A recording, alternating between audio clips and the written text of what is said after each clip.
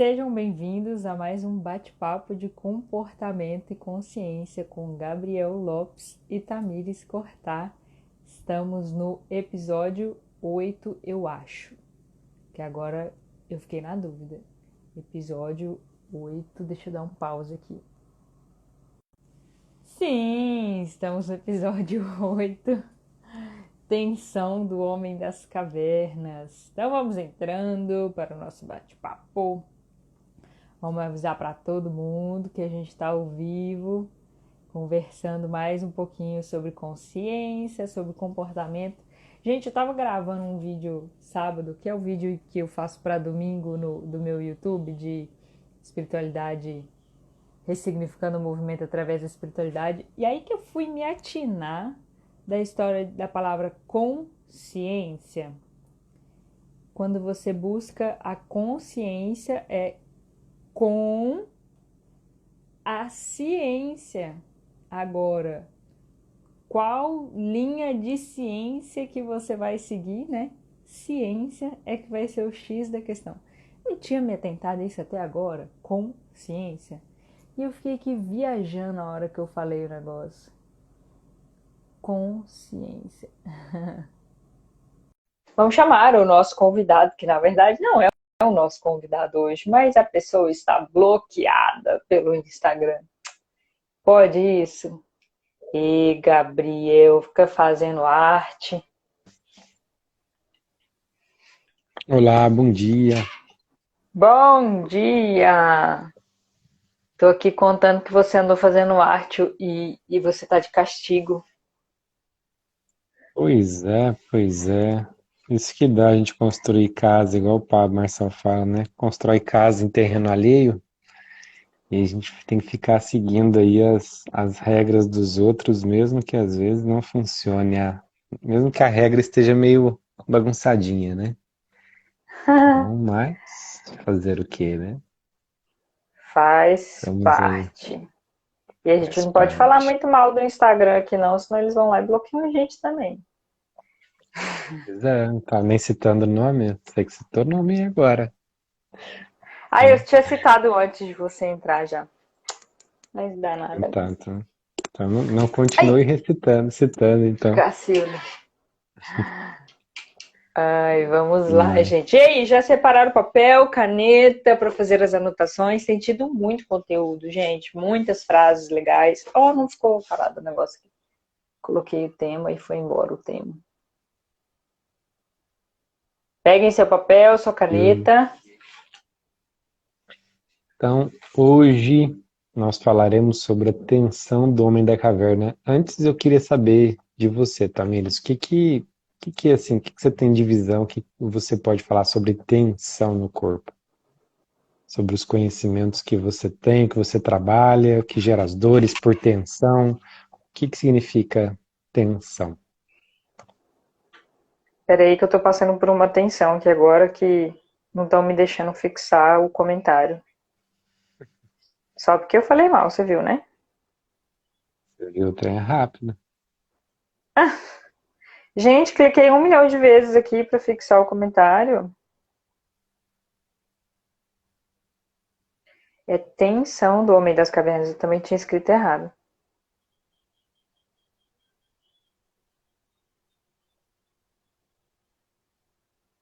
Esse é o tema de hoje, gente. Tensão do Homem das Cavernas. Ah, foi. O que é tensão para mim? É o acúmulo de uma força desnecessária ou o acúmulo de uma força necessária para a sobrevivência.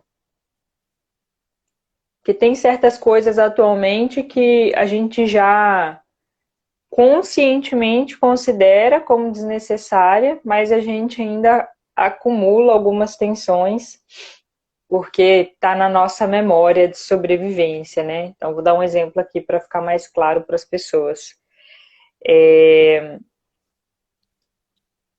Uma mãe, eu não sou mãe, gente, mas eu trabalho com evangelização há muito tempo, que é o trabalho com crianças na minha religião, e eu acompanho muito esse processo de mães que passam anos, muitos anos, naquela fase muito intensa ali das crianças, até 7, 9 anos por aí.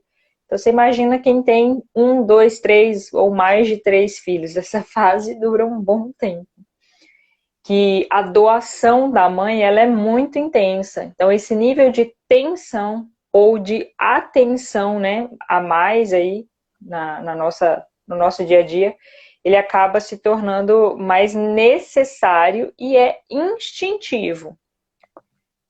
Hoje, como a evolução do ser humano, a gente já está bem mais consciente do que tinha acontecido há alguns séculos atrás, a gente tem mães até que escolhem, vou dar essa atenção ou não, eu vou cuidar ou não. Tem mãe que fala, mas eu não tenho escolha, eu tenho que cuidar do meu filho. Tem sim, tem mães que escolhem não cuidar, então você está escolhendo cuidar. Mas depois que passa essa fase de 7, 9 anos mais ou menos, tem muitas mães que passam por uma readaptação muito difícil de não ter mais tanta necessidade dessa atenção. Ela pode cuidar um pouco mais dela, ela pode dar um pouco mais de atenção ali para o relacionamento, mas ainda assim é difícil, é como se essa atenção continuasse assim para todo sempre e precisa ser ressignificado, né? Então eu tenho ali um excesso de tensão que já não é tão necessário, mas tem uma memória. Muito conectado com o que você falou, né, sobre essa necessidade de sobrevivência. Eu tenho outro exemplo também. Falar em público. Falar em público é um dos maiores medos da humanidade. E aí, por quê? Por que que falar em público gera tanta tensão? Porque está ligado às raízes da nossa sobrevivência. No passado, fazer parte de um grupo era essencial. Se nossos antepassados, eles não fizessem parte de um grupo, ele tivesse sozinho na selva, na onde quer que fosse, a chance dele de sobreviver era muito pequena. E por isso ser aceito, ser aprovado pelo grupo era algo essencial. E isso ficou ainda essas raízes dessa necessidade de fazer parte, né, de pertencimento. E o detalhe é que hoje existem tantas tribos diferentes, né, tantas possibilidades, mas o tal do falar em público é algo que desperta esse instinto de sobrevivência do passado e faz as pessoas terem medo e tem uma ligação, uma conexão com o medo da morte. Porque se você for ver, tá, se eu não fosse aceito, a minha chance de sobreviver era muito menor. E os nossos antepassados, os que sobreviveram, foram os que melhores fugiram, os mais medrosos. Isso eu vi num livro, não lembro qual que era, né? Mas os que sobreviveram foram os mais medrosos, não foram os mais corajosos. Porque os corajosos que enfrentavam os animais, às vezes eles não sobreviviam. Arriscava Ah, muito. Eu estava vendo isso num documentário também esse final de semana sobre os vikings, eles tinham uma característica assim muito enfrentadora, muito de descobrir o novo, né? De ir para a batalha mesmo, tanto que eles têm essa característica de ser mais agressivos, mas ao mesmo tempo também sumiram, né? É muito arriscado esse tipo de comportamento. uhum, com certeza. E isso se conecta lá com o passado, com a atenção justamente de quando que eu preciso da atenção. E, né, tem um livro que chama O Corpo Explica, que ele traz, né, uma imagem, né, do silvícola. O silvícola era aquele que caçava para comer, para se alimentar, se conectando. E aí tem a imagem dele fazendo, né, um arco e flecha, tá lá, a caça dele e o corpo todo tensionado, os músculos, né? Para quê? Para utilizar o arco e flecha, ele vai precisar da força naquele momento. E isso é normal, né? Normal a gente, o corpo ele reagir dessa forma na hora que eu estou precisando, como você falou. O ponto é que o alvo, a caça, ela tá ali. Ele soltou a flecha, ou ele matou, ou ele não matou. Se ele matou, ele vai lá pegar, de qualquer forma, o corpo relaxa, porque o alvo dele foi atingido. E se a caça fugiu, né? Por que que eu vou ficar segurando, né? E a caça fugiu, deixa eu ir lá pegar, né? Então, senão, Itamires, como é que você tá? E aí continua andando assim, né? Isso é o que às vezes a gente faz hoje. Porque os nossos alvos, eles são fixos. Ah, eu tenho o objetivo de comprar uma casa. Ah, eu tenho o objetivo de casar. Ah, eu tenho o objetivo de fazer isso, aquilo. Então, os nossos alvos, eles são fixos. Eles são mais de longo prazo. E se nós nos mantermos todo, na internet Deu uma passar por travadinha. Wi-Fi. Parou. Deixa o Gabriel voltar que a gente fala onde parou. Para quem tá aí assistindo, aproveita, já pega o aviãozinho, manda para aquelas pessoas que você Voltou? sabe, que percebe assim que tem uma tensão excessiva, manda para essas pessoas o aviãozinho aí para ela poder entender de onde que vem essa tensão, né? Às vezes se a gente não entende, fica tão difícil resolver o problema. Voltou, Gabriel. Você Voltou. parou na tensão excessiva. É a tensão excessiva dessa expectativa constante desse alvo que está fixo ali, né? Porque os alvos hoje eles são mais de longo prazo. Muitas das vezes a gente tem objetivos que nós não é ali daqui 10 segundos se eu acertei ou não a caça. Meu objetivo é de comprar um carro daqui a um ano que seja. Meu objetivo é passar na prova que é daqui a uma semana que seja. Nem precisa ser tão longo assim. Só que isso gera uma tensão de que eu acumulo ela durante todo o período onde que eu estou vivendo aquela situação. E a pergunta é, será que precisa? E aí vem aquela ideia, né? É uma das mentiras dos sabotadores, que se você trabalhar duro o suficiente, você vai conseguir controlar todas as situações da vida e entregar o melhor para você e para os seus amados. Isso é uma das maiores mentiras. Que aí eu lembro daquilo que você falou numa das lives que nós fizemos juntos, né? E quem disse que precisa ser difícil? Quando eu compartilhei que eu tinha o objetivo, eu queria fazer tudo sozinho, né? Para provar que eu dava conta de arrumar um emprego muito bom sozinho, que eu conseguia fazer isso ou aquilo sozinho. E aí você falou, né? E quem disse que precisava ser tão difícil assim? Quem disse que precisa ser difícil? É exatamente isso.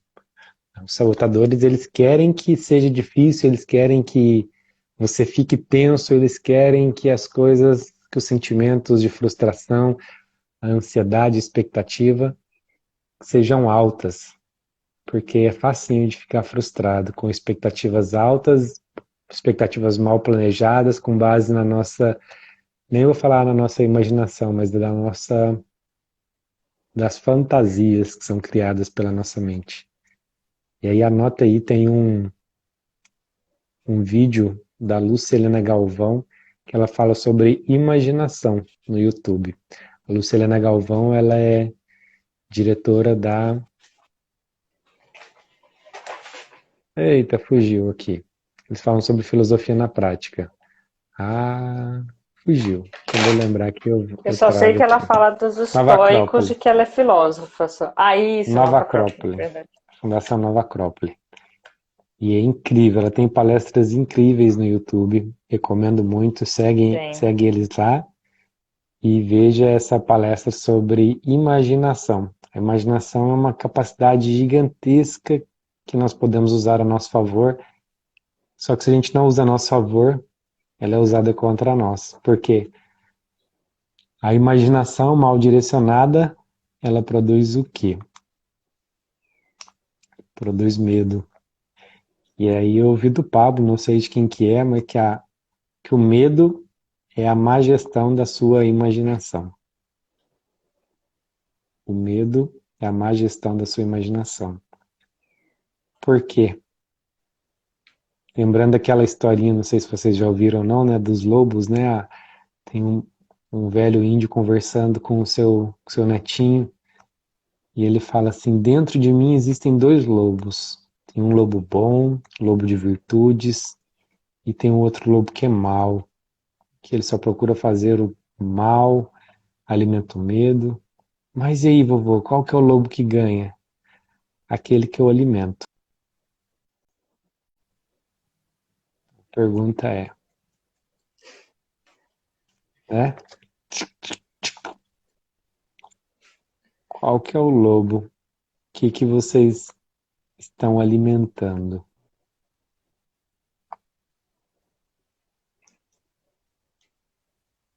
E a internet aqui, ela parece que não está funcionando bem. Vocês estão me ouvindo? Agora já voltou. Deu uma leve instabilidade, mas está de boa.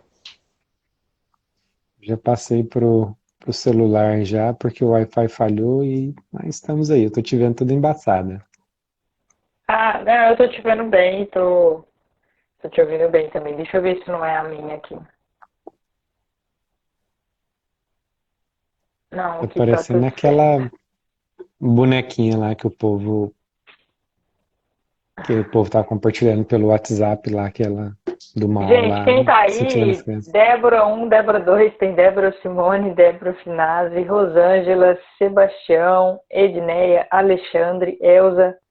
Comenta aqui pra gente como que tá pra vocês o som e a imagem pra gente saber como que tá. Essa questão de alimentar a atenção, Gabriel, isso tem extrema correlação com alimentar o medo, desculpa. Extrema correlação com a nossa capacidade de fazer exercício ou não. E no nosso encontro que vem eu vou tratar um pouco mais isso com o Gabriel, no caso dele especificamente.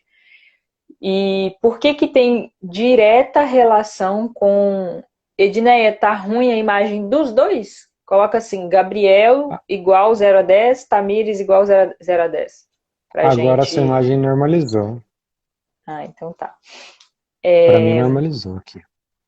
E quando a gente fica alimentando o medo, é um dos fermentos necessários para a gente não conseguir fazer exercício físico, ou para a gente não conseguir cuidar da saúde, ou para a gente não conseguir ler aquele livro que a gente quer ler.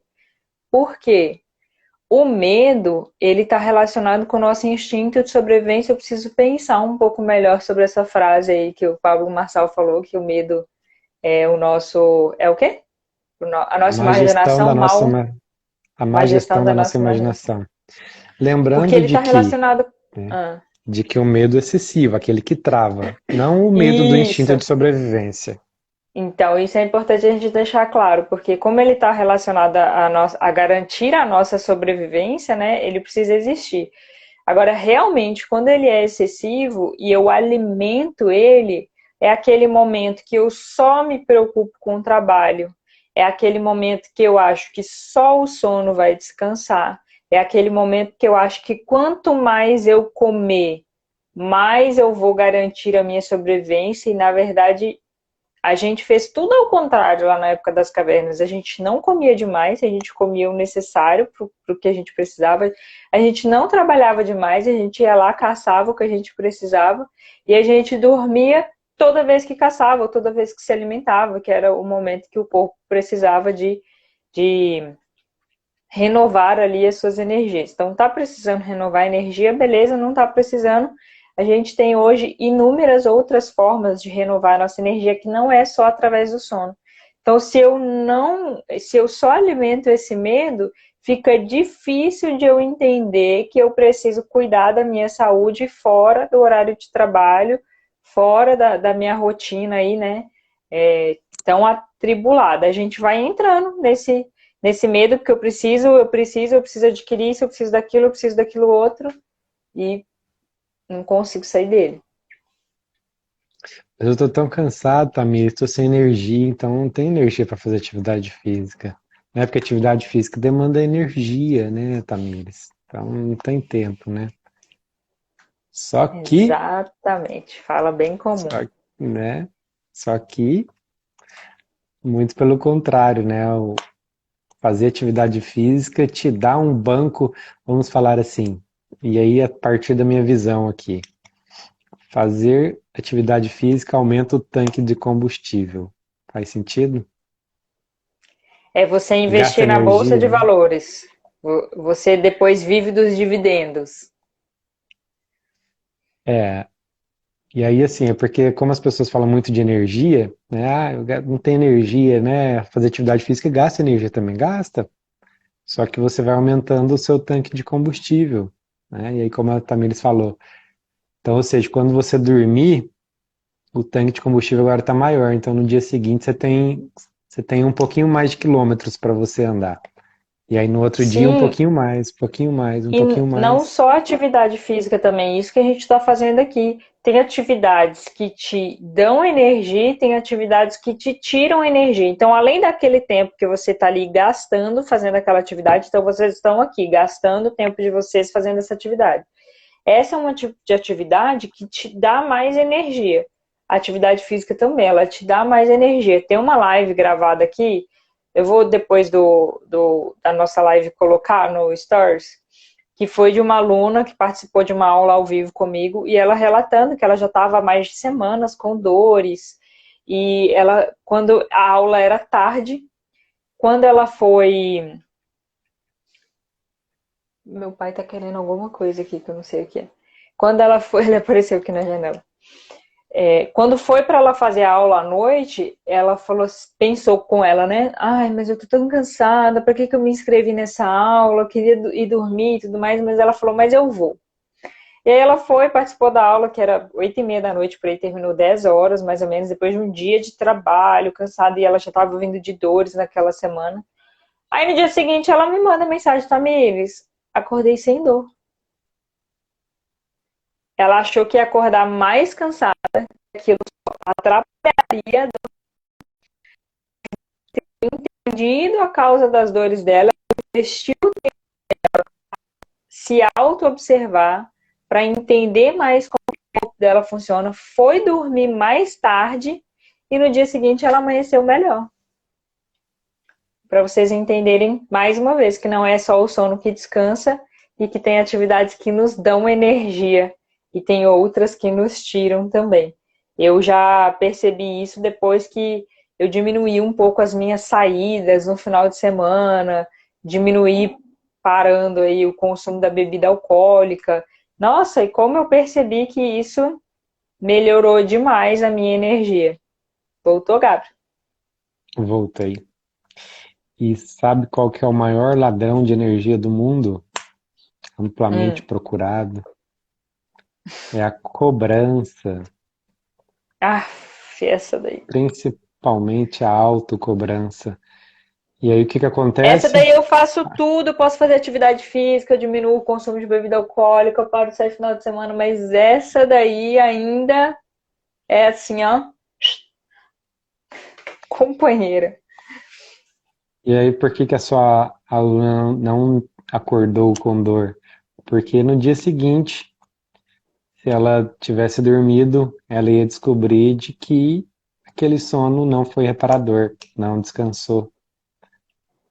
Porque ela sabia que no fundo ela podia ter ido lá, ela estava fugindo, e é o que acontece com a gente quando nós não estamos sintonizados e atentos, de que existem coisas que a gente precisa fazer, a gente poderia ter feito, mas a gente dá a desculpa de que estava cansado e depois vai ser cobrado por isso.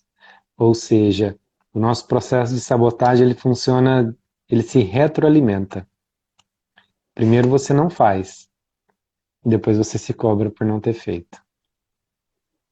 E aí você não faz de novo, porque eu tô cansado já. E aí você se retroalimenta. Existiram fases na minha vida onde que eu estava fazendo bastante coisa. Eu estava fazendo atividade física e aí dormia em média 6 horas por noite, às vezes até menos um pouco. Acordava de manhã, fazia meditação e algumas outras coisas e estava bem, funcionando bem. E existe outra fase onde que eu estava falando, não, sono é importante, vou cuidar do sono. E por mais que eu dormisse mais do que aquela outra fase, eu não descansava, não me sentia tão bem ao longo do dia, de acordar mais tarde. Porque aí vem o que? A cobrança. Você sabe que você podia ter dormido um pouco menos. Você já fez isso em outro momento. E tá tudo bem, existem momentos que de fato são momentos diferentes, você vai estar vivendo coisas diferentes, e aí até não se cobre, aí vem a cobrança de novo. Os sabotadores, eles são ótimos, eles são assim, tem pós-doutorado em te ferrar. Fiz até uma postagem hoje sobre isso. Tudo na vida tem um preço. A diferença é, a questão é, a pergunta é, quando que você vai querer pagar o preço por isso? E Então quem é quiser nesse saber, momento, Gabriel, que eu não né? entendo por que que o conteúdo de autoconhecimento. E, gente, coloca aqui nos comentários, fazendo um favor, se você já foi um desses, que eu já fui, estou assumindo aqui para vocês. Um desses que criticou o autoconhecimento. Criticou os coaches, criticou o livro de autoconhecimento, coloca aqui, isso daí não serve para nada, eu preciso de números para fazer a coisa funcionar.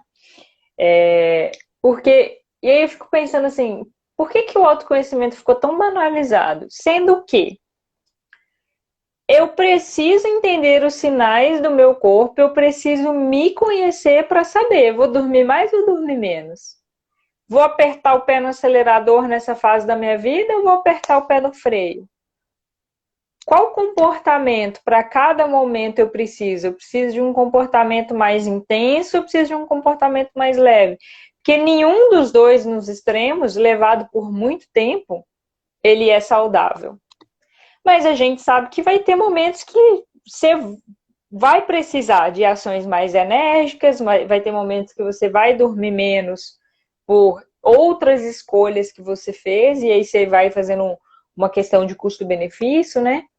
Mas como fazer isso de uma forma que seja saudável para você se você não se conhece? Eu chego num ponto assim que eu fico, como? Tamires, não sei outra forma a não ser se conhecer. E o se conhecer, gente, junta informações de inúmeras áreas.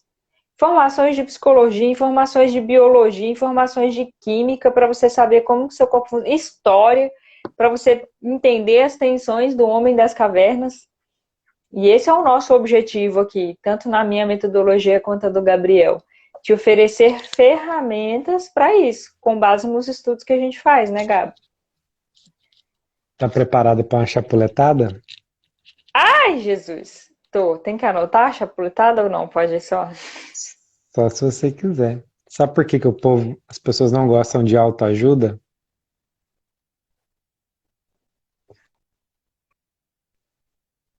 A internet até travou. Ela não gosta Voltou? também. Aham, tô te Eu ouvindo. também não gosto. Acho que é um nome proibido, né? Aquele que não deve ser dito. Pronto, voltou? Tá me ouvindo? É o nome do doutor. Não é doutor, como que é o nome daquele. Você sabe quem do Harry Potter, que não pode falar o nome dele? É o Voldemort, sei lá. Acho que era Voldemort. ele, né? Ah, o povo até brinca do Voldemort. Valdemar. É Lord Voldemort. É verdade. A sua imagem tá ruim. Eu não sei se é a sua agora ou se é a minha. Quem puder confirmar aí. E antes de eu falar por que que as pessoas não gostam de autoajuda, todo mundo tá vendo aí? Vou fazer aqui. Ó, Aqui atrás do direito a carro. efeitos sonoros hoje.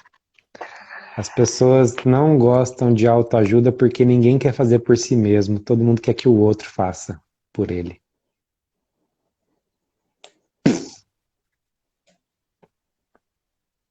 Autoajuda. Tudo que você faz por você é autoajuda. É você se ajudando. Agora as pessoas não querem fazer por si mesmas. Elas querem que os outros entreguem tudo mastigado e pronto. Querem que os outros me digam o que fazer, porque assim eu não tenho responsabilidade pelo resultado. Aí que você se engana. Hum. Você tem responsabilidade pelo resultado e você está pagando com a sua vida. As outras pessoas, elas não têm compromisso com o seu resultado, muitas vezes. Eu mesmo, por muito e muito, muito tempo, era doido que os outros falassem o que eu tenho que fazer. O que eu tenho que fazer? E isso é diferente de uma consultoria, de uma mentoria, que as pessoas vão te ajudar com coisas mais específicas. Mas eu queria orientação sobre que decisão que eu tomo para isso ou para aquilo, para quase tudo na minha vida. Por quê? Gente, isso eu não sei se Porque a Débora tá caminhando, só te cortando, Gabi, mas eu sei que tem algumas pessoas que não respondem quando a gente pede aqui, porque elas estão fazendo exercício ao mesmo tempo e ouvindo a gente. Mas, Débora, se você puder contribuir aqui com a gente, a Débora mexe com consultoria financeira e eu escuto várias vezes ela falando. E aí o empresário quer que eu diga se ele deve ou não mandar o funcionário embora. Cara, não sou eu que tenho que tomar essa decisão. Eu posso dar todas as instruções, ferramentas, às vezes eu até acho que tem uma decisão melhor ou não, né? De manda ou não manda, mas é ele que está dentro da empresa. Não tem como eu falar isso para ele, por mais que eu até queira falar às vezes. Ela falou, eu já ouvi ela falar várias vezes isso. e nosso papel é ajudar, dar o embasamento, trazer exemplos, mas a decisão precisa ser tomada por cada um. Até porque quem vai conviver com a consequência da decisão é você.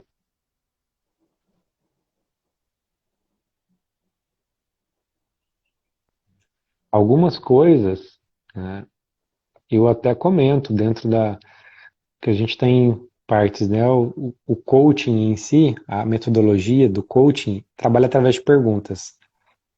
Então, ele não fala o que você tem que fazer.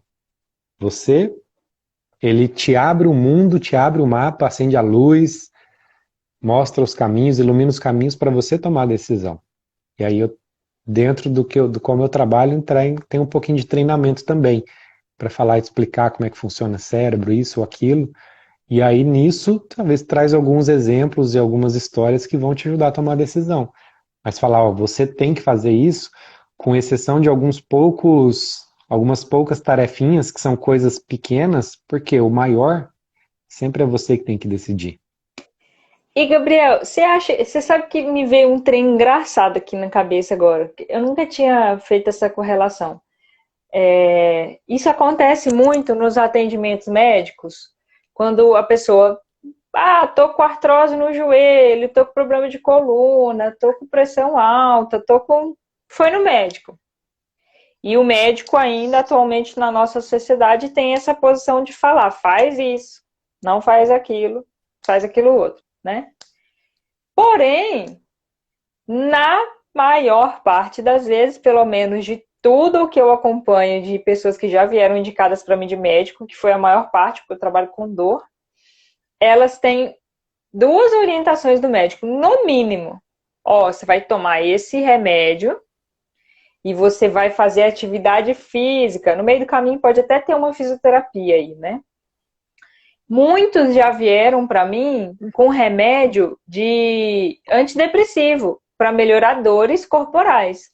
Então o médico fala, olha, isso daqui está relacionado com seu estresse, com a sua ansiedade. Você tem até um desgastezinho aqui na coluna, mas não é tão grande assim para a dor que você está sentindo. Então esse remédio também vai trabalhar as suas emoções.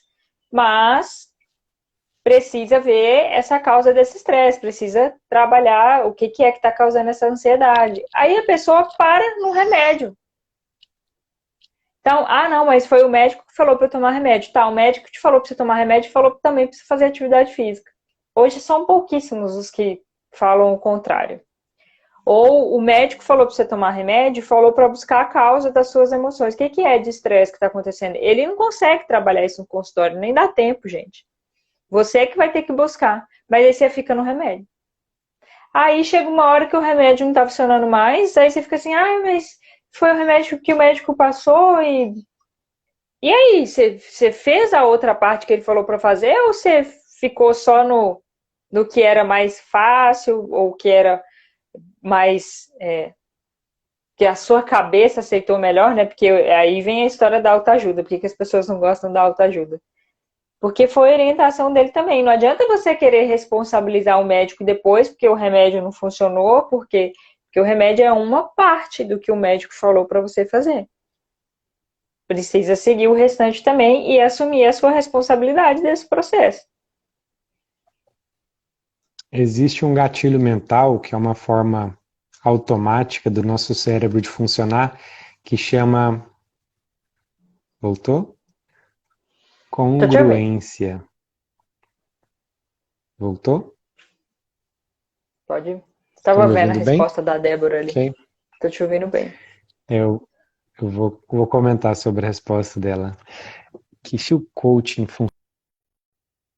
funciona tão bem, porque ele busca congruência sua. Então ele busca através de perguntas o que você quer fazer, o que você enxerga que precisa ser feito. E quando isso sai de você e não de mim, isso aumenta as chances muito disso acontecer, de fato. Porque conecta com outro ponto, que é a sua congruência com relação a outra pessoa. Tá me ouvindo? Sim, pode ir. Então isso se conecta com a sua congruência em relação ao outro. E aí tem dois pontos, né? E aí se conecta lá com a questão da sobrevivência. Por quê? Eu preciso ser congruente para eu ser aceito aqui, para eu sobreviver. E a outra coisa é, se eu estou pagando, aumenta o comprometimento ainda mais. Ou seja, são dois fatores aí que aumentam a força para que isso gere resultado. Tá? Então, existem gatilhos mentais, formas automáticas do nosso cérebro. E os sabotadores são deles. Os sabotadores são hábitos automáticos de como reagir e sentir em determinadas situações. Então, isso são os sabotadores que o autor Shirzad Chamil, da especialização que eu estou fazendo lá nos Estados Unidos, direto com ele traz e ele dá o nome de sabotadores. E um dos sabotadores é o crítico, é o responsável pela cobrança, é o responsável por tudo que você fez, não fez, ele é responsável por olhar só o lado negativo das coisas, tudo que está de errado.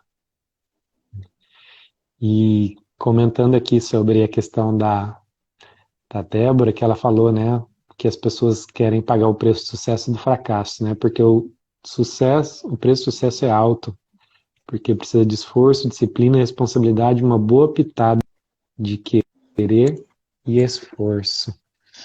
A questão aí, no meu mundo, tá? No meu mundo, o preço do fracasso ele é muito mais alto, porque você vive ele todos os dias. Só que como você paga pouco, talvez por dia, você não sente tanto. E aí eu vou fazer o exemplo que eu uso numa sessão minha aqui. E eu vou conectar com uma história. Eu não sei se eu conto a história primeiro ou se eu faço o exemplo primeiro. Eu vou contar a história primeiro. Talvez vocês já ouviram Amo que eu conto ela. histórias. Oi, Tamires. Amo histórias. Senta que lá vem a Ah, sim. história. Senta que lá vem a história. Essa história talvez vocês já escutaram, porque eu já contei ela algumas outras vezes. E ela é a história do cachorrinho no posto de gasolina. Então, certa vez, no posto de gasolina, né, eu vi um cachorrinho que ele estava choramingando ali no cantinho, ali, ele estava perto perto da porta ali, choramingando, e aí eu entrei, e quando eu saí, o cachorro continuava choramingando, né? Então eu tomei um golinho da água e virei pro frentista, mas esse cachorro que é de vocês, é do posto, né? Ah, é um cachorro que ele fica na rua aí, mas direto ele vem aqui ficar com a gente, mas por que que ele tá chorando aí? Ah, porque ele tá deitado num lugar onde tem umas pedras pontudas, né? Mas e por que que ele não sai? Tá me ouvindo, Tamires? Que a sua imagem ela tá Tô, ruim. tô. Pode continuar. E aí eu perguntei, mas por que que o cachorro não sai então, se ele tá deitado ali que incomoda, né? É porque ainda não doeu o suficiente para ele sair.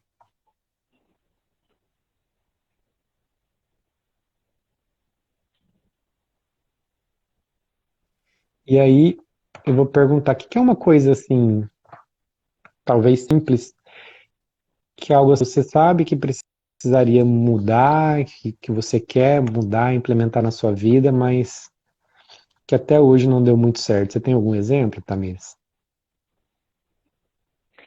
Então, eu até falei que eu ia falar com você na live de hoje a tal da história do inglês, mas agora eu decidi pagar o preço também e vou começar quarta-feira. Enquanto eu tava querendo fazer sozinha,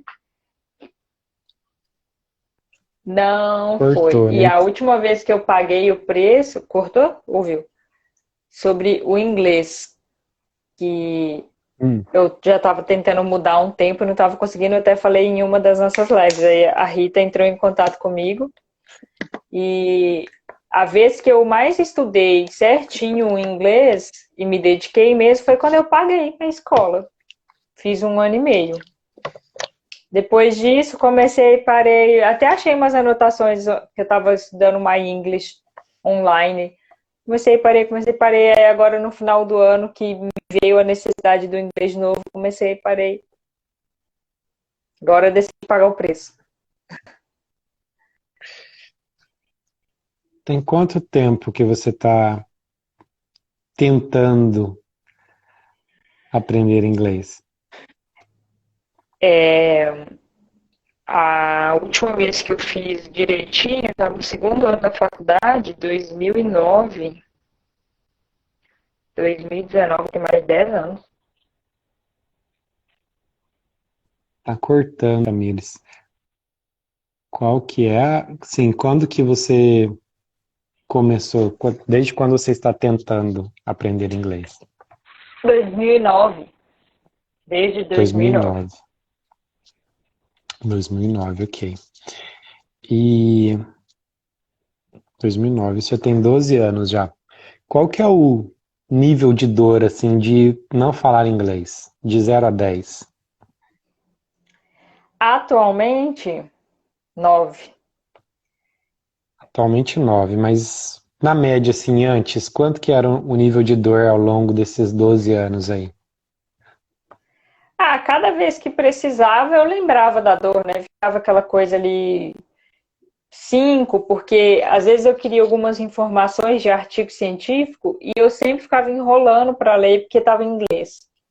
Ou eu ia lá, pegava só o resumo, colocava no Google e tinha uma noção. Aí quando eu precisava de uma informação mais aprofundada, eu mudava o tema, olhava outra coisa, porque dá um trabalhinho, né? Você ler um Peraí, artigo quando você não sabe inglês. vamos direto na resposta, para de dar volta. Qual que é o nível de dor Eu médio falei 5, nesse mas período é desses porque 12 deve ter anos? cortado para você. 5? Falei sim. Uhum. Tá. As- a- Gente, por favor, compartilha aí. Quem que tá aqui a internet, a internet aqui que tá falhando, é só a minha ou é da Tamires? Quem tá entrando aí? Que a imagem da Para Tamires tá mim, ruim o aqui pra seu mim. tá embaçado um pouquinho, mas eu tô te ouvindo bem. Aí de vez em quando Tá, né? desembaça e daqui a pouco embaça de novo, mas tô te ouvindo bem. É, hoje tá uma novela essa internet. Então, beleza. Nota, nível de dor 5 por Sim. 12 anos. É aqui vem a resposta, né? Tá ruim a imagem, Cida, mas vocês estão ouvindo bem? Esse é o mais importante agora. A imagem tá ruim.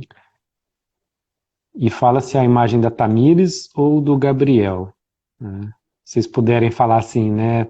Tamires, áudio, nota tal, áudio 8, 9, 10 ou menos, imagem e o número. Se vocês puderem dar uma nota para Tamires e uma nota para o meu aqui, para a gente acompanhar e ver como é que está. E aí eu aproveito e pergunto para você, né? Pensa em alguma coisa, tipo da Tamires. A Tamires tem 12 anos que ela está tentando e quem tenta não consegue, porque, não, pelo menos eu tentei, né? Eu comecei a aulinha tal, comecei a fazer isso, comecei a fazer aquilo. E já vou até aproveitar esse do tentar aqui. Seja bem-vindo, Wellington. Tamires, tenta levantar da cadeira, por favor. Tentei.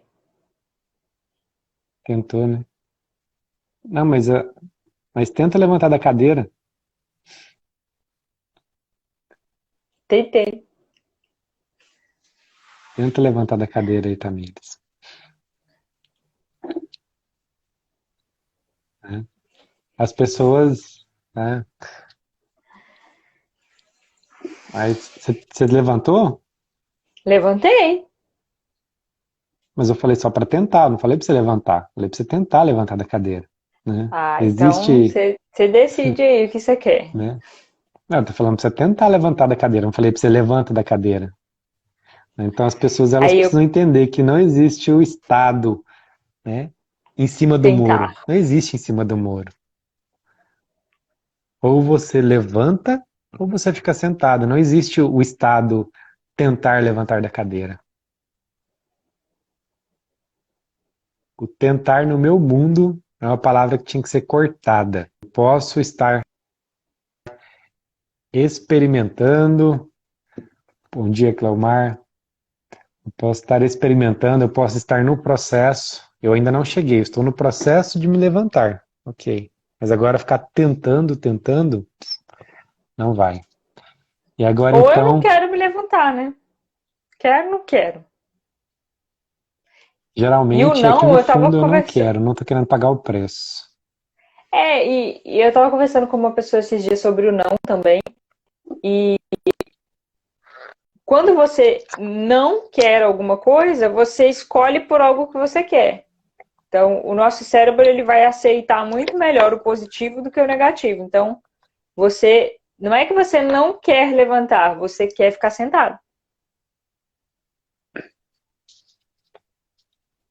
E Sempre aí eu olhar vou para lá para a aquilo que você conta. Você já. escolheu.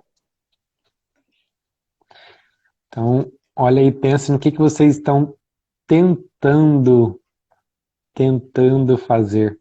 O da Tamires é o inglês, 12 anos. Aí é que eu vou para a resposta para a Débora. Espero que ela esteja aí ainda, está, né?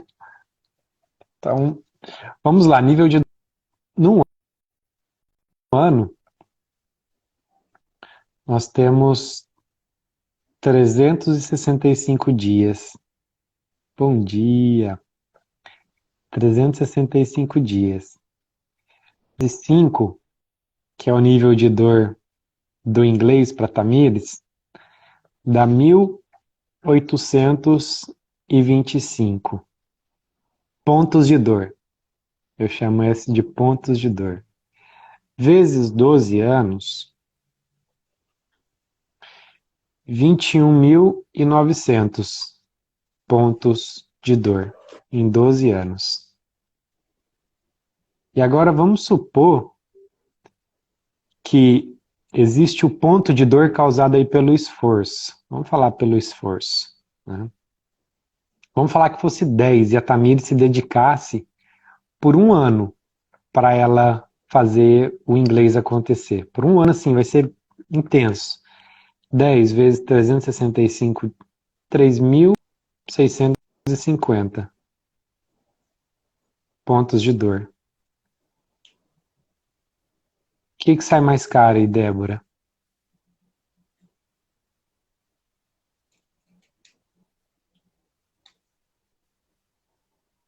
As pessoas pensam que é que o sucesso custa caro. Mas o que custa caro é a improdutividade. Muito caro. Muito 365 caro. dividido por 21.900, 17%. Ou seja, se por um ano inteiro eu me dedicasse com intensidade para fazer algo, que fosse por um ano, aquilo ia me custar 3.000 pontos, 3.600 pontos de dor, pelo esforço.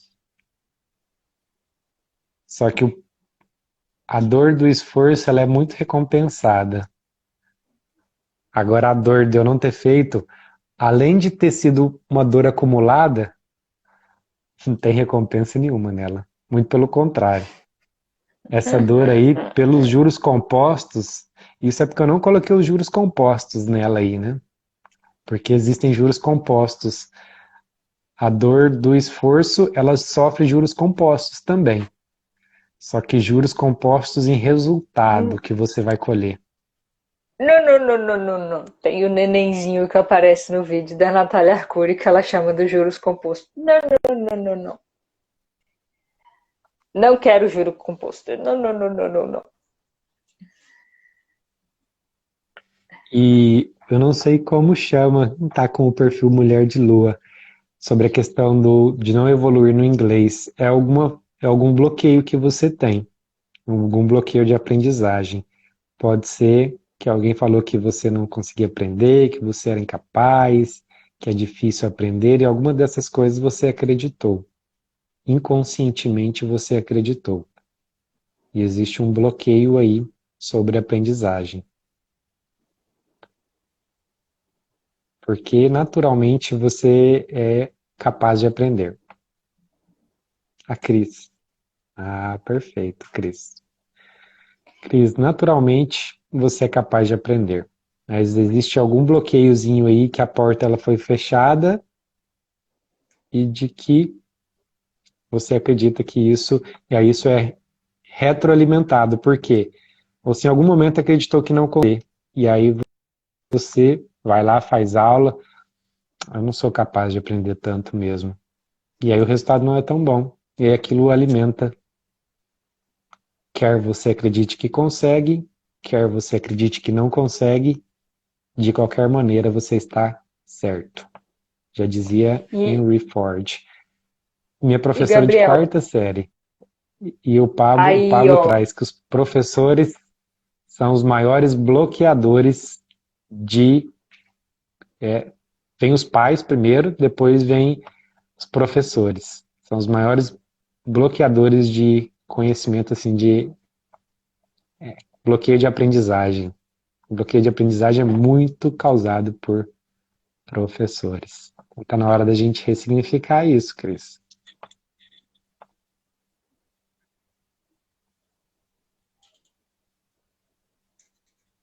Você pode.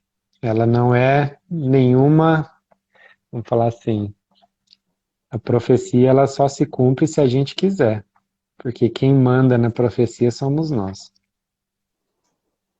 Ela só se cumpre se a gente aceita. E E quando a Gabriel, era gente é isso que eu ia. criança, as pessoas, né, as autoridades, né, primeiro é os pais, depois tem que respeitar os pais, tem que respeitar os professores, e respeitar é diferente de acreditar e aceitar tudo que eles falam. É bem diferente. E é um equívoco que agora a nossa sociedade está começando a superar essa questão da educação, tanto por parte dos pais quanto por parte da escola, que você está falando aí da atenção do homem das cavernas, né? Meu alvo, atirei, acabou o alvo, tiro a atenção. E aí, quando a criança recebe esse tipo de feedback, é o alvo, atenção ao contrário, né? Eu recebo a atenção de alguém que está mandando ela para mim, porque acreditava-se que esse tipo de estímulo com tensão era o que trazia resultado. O tipo de estímulo impositivo, porque é assim que as pessoas aprendem, porque se tiver na folga, não aprende. Isso era necessário enquanto a gente estava na época das cavernas, ou até pouco tempo atrás, né? Instinto de sobrevivência. Agora a gente já tem capacidade de raciocinar e a gente entende que o acolhimento oferece muito mais resultado do que a imposição. do que falar que você é burro, que você não dá conta, que você não vai a lugar nenhum se continuar agindo dessa forma. Hoje a gente já sabe por muitos estudos que essa abordagem não funciona mais. Ela funcionou porque a gente precisava lidar com o instinto de sobrevivência. Aí tem um bando de adultos aí lidando com as frustrações que vieram dessa época.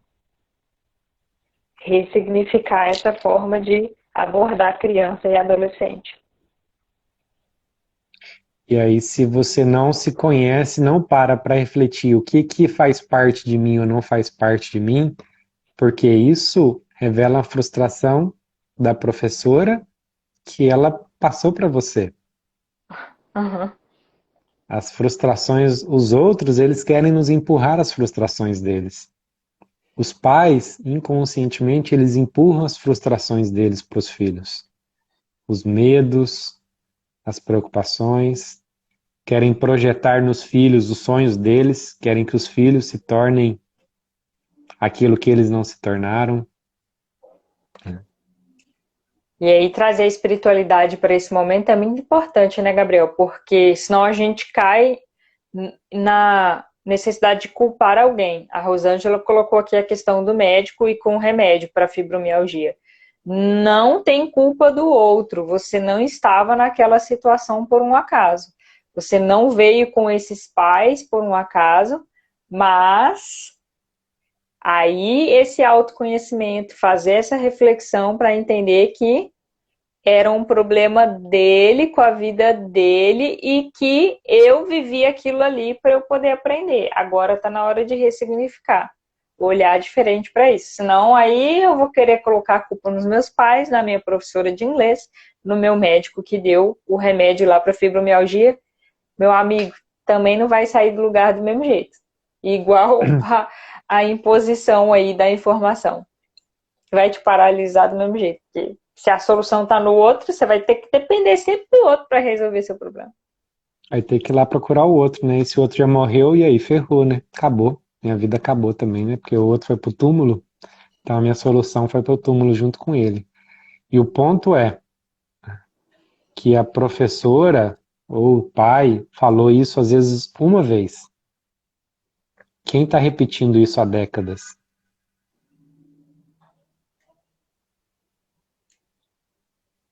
Quem continua repetindo isso? Por isso que a responsabilidade está em nós. Por mais que o outro tenha falado uma coisa que nos machucou, que foi algo assim pesado, é nosso papel de cortar. Tem dois ouvidos por causa disso. É um para entrar e outro para sair.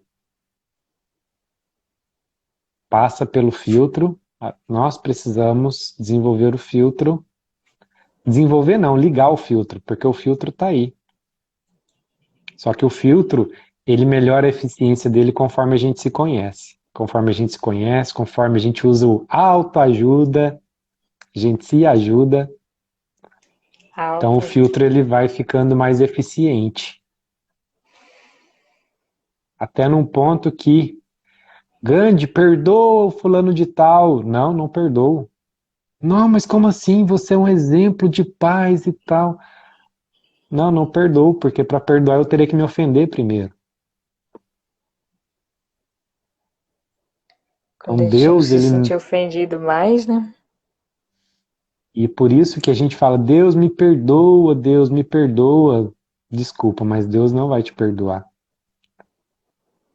Não é Deus que precisa te perdoar. É você que precisa se perdoar. Porque Deus não se ofende com a gente. Deus é amor puro. Deus é amor. Ou seja, Ele é o amor. Para quem não sabe, Imagina, a técnica do Ho'oponopono é para você se perdoar. Eu te amo é para você mesmo. Me perdoe é para você mesmo. Algumas sinto pessoas acham que é para o muito. outro, mas não é não. Sinto muito para você mesmo. E perdoar o outro também não é para o outro. É para você mesmo. Virar a Todas as página, vezes que deixar para trás. você... É, porque Aí o Pablo faz uma jogada de palavras bem legal.